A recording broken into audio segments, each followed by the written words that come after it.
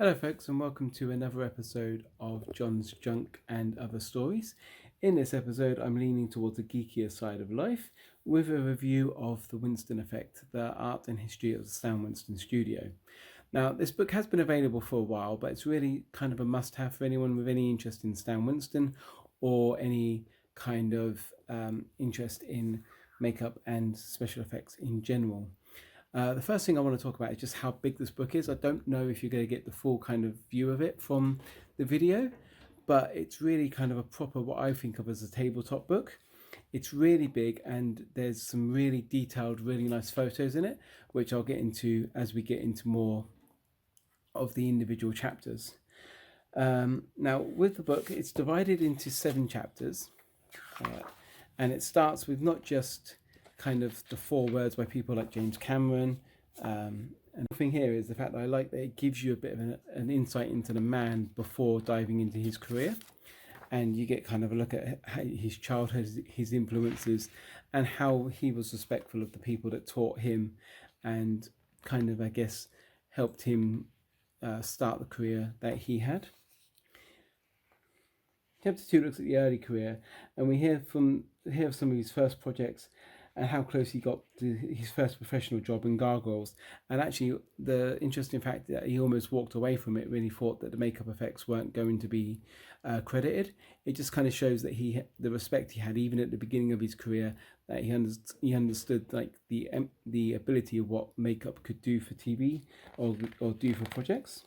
And then we kind of move into some of the more surreal stuff with the stuff from The Wiz and kind of highlights of what he did with Roots and the aging makeup that he did on that. Now, chapter 3 is where a lot of people are going to start kind of finding this book really interesting.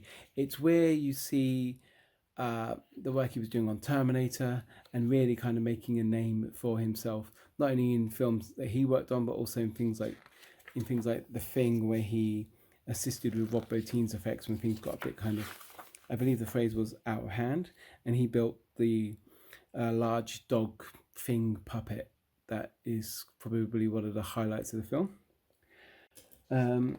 Now in this chapter as well, once you get past The Thing and once you get past some of his smaller films and the music video for Dr. Roboto, you start seeing like the Terminator stuff, and it goes really in depth on Terminator 1. I'd say I'm skimming through here, but you can see kind of like the detailed sketches that were made.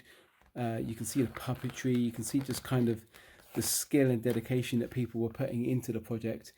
And it's just once we get past here, we start looking into, again, probably the really productive period where he was creating the work working with James Cameron a lot, again on Aliens. I personally still think that the Alien Queen is one of the best puppets ever made. It's certainly kind of one of the ones that holds up so brilliantly, and I think that was a combination of the effects work and the makeup that was done, as well as the way that James Cameron kind of understands how to shoot effects and get the most from what he's got. Again, for any Alien fans, this goes into, there's pages and pages of sketches, of pictures, of test footage, of just really kind of insane detail in here. And it's one that, if you're interested in Aliens at all, it's one that you definitely are going to spend a time reading. And that's something as well that's really kind of cool. It's not a book that you can read in an evening or like a couple of evenings. It's one where you've really got to kind of set aside time and just kind of like look into everything. Because the first time I looked at it, I literally just did a scan of the pictures, and it's just really kind of fell into the geeky side and nerdy side of me. And then we got the cult favorite, The Monster Squad.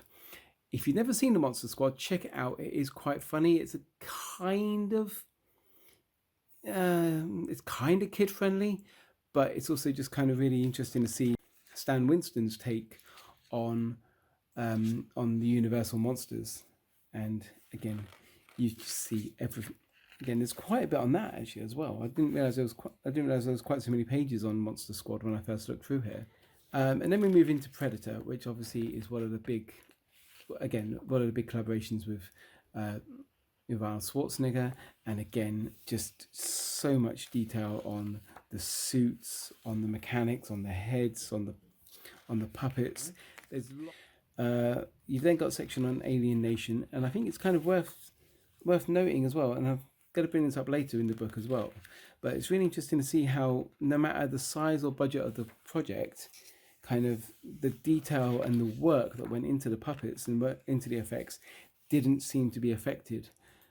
The studio in the book definitely suggests that they put all the effort in to every project as much as they could. Then we move back into Predator 2, and again, you've got the character designs. You've got how the creature was redesigned to look very different to what we saw in the first film. Also, Edward Scissorhands, and just kind of how that works and how that kind of thing. Now, I'm gonna put it out there. I'm not a huge Edward Scissorhands fan. I think it's a bit cloyy and a bit kind of fairy tale-y. But again, it's one of those films where it lives and dies on the performance of the actor and the makeup and the costume working together. And I think there's not many people that could have made Johnny Depp look as good as he did as the film does. And also, again, the makeup is like making it look so real and making something that shouldn't and couldn't possibly look realistic kind of work within the world that Tim Burton had created. And I think a lot of that comes down to just understanding how the effects were going to look, how the makeup was going to look, and how the costume and everything were all going to work together. Then we move into Terminator 2. Again, huge section on Terminator 2, which I really liked because of the fact, obviously, Terminator 2 is known for its computer effects. It's known for the T-1000. It's known for its big kind of stunt sequences. And to see the level of kind of makeup effects that were still used then as well, and just kind of looking at how, again, someone like Schwarzenegger works with the makeup, works with everything, and just kind of like things that you thought would have been CG just because of the basis of how much computer effects were in the film, to see that they were prosthetics, and it's just kind of amazing to me. This is definitely a book I should have picked up years ago. There's also something really weird about looking at Schwarzenegger against a fake version of his head. So the man actually looks like a puppet anyway. So you've also got a section on where it goes back into Stan Winston himself. You've got a section on his directorial career as well. You got Pumpkinhead, which it's worth watching if you've got a couple of hours and you can find it free somewhere. It is dodgy, but dodgy in a fun way, and I don't believe that Lance Henriksen can actually give a bad performance. You then got kind of other directorial stuff that he did, accumulating in the film he made with, or the short film he made with Michael Jackson, Ghosts. Then we've got Chapter 5, which is really kind of going to appeal to anyone who is a cinema fan from the early 90s. You've got Jurassic Park, and rightly so. As with Terminator, as with Aliens, they spend a lot of time looking at the sketches. I mean, that itself would just be cool as a picture on a wall. You know, they spend a lot of time looking at the effects in Jurassic Park. They spend so much time kind of with interviews with Spielberg in here as well.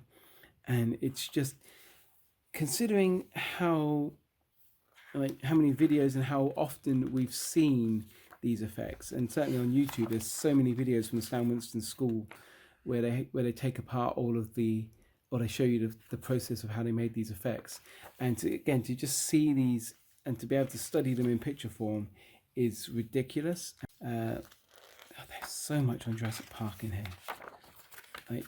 I really need to kind of read this properly and just kind of like study it again, because it's just the detail. Like, I mean, that shot there of the eye, you know, the fact that they got that kind of level of detail from essentially a glass ball is just ridiculous. And again, the attention to detail with all the veins and everything as well is just amazing.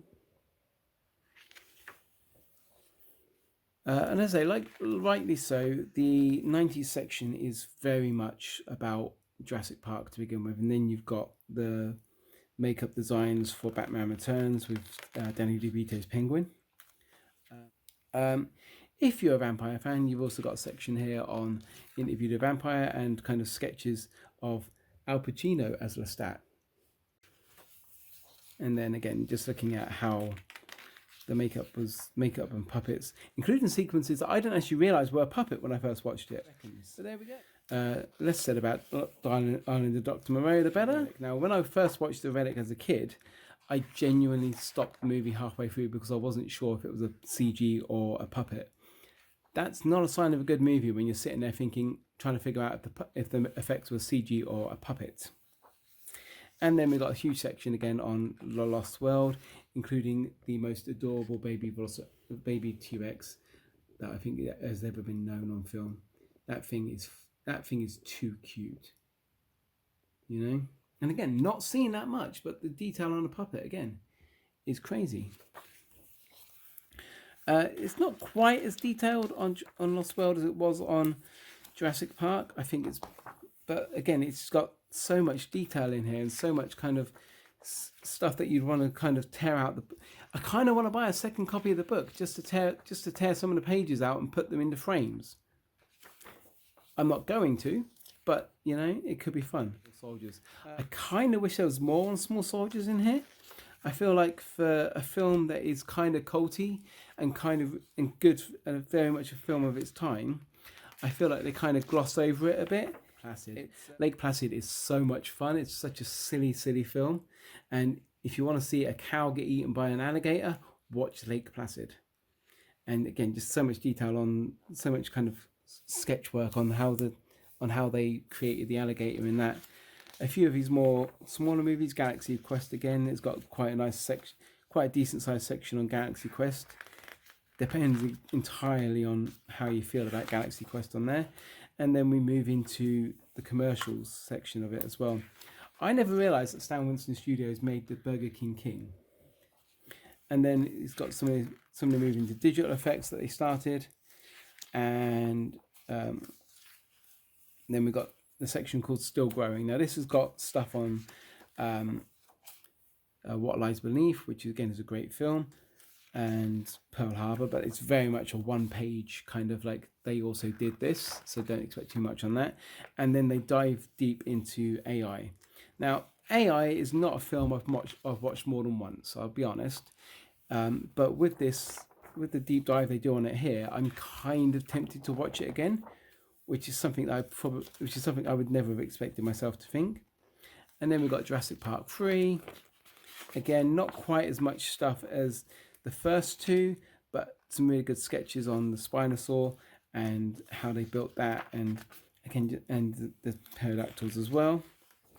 As a sign of Terminator 3, there is a lot less in here than was on for Terminator 1 and 2. Let's be honest, there's a good reason for that. And then again, some of the more horror films, some more niche horror films like Wrong Turn, and some of the makeup he did for Tim Burton with Big Fish. Constantine gets a section in here as well. I haven't watched Constantine in a while. I really should watch it again. War of the Worlds and Sephora, and then I believe it was an abandoned version of Doom that you've got some sketches from there, not the released version. It might actually be the released version. I'm not sure. Don't hold me to that. It might be the released version. And then again, just kind of more stuff he was doing. Skinwalkers, which is another one I haven't actually watched for a while. And then a bit of history on the studio. Now this is definitely worth kind of looking at properly. So I'm going to zoom out. And by zoom out, I mean lift up the camera a bit more. Because there's a 4-page spread which just shows almost like a timeline of the work he did.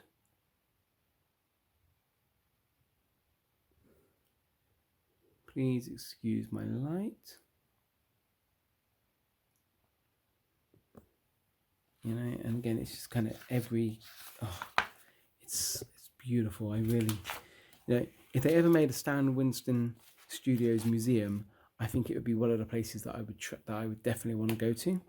And then we've got Leonardo, which is a project with MIT.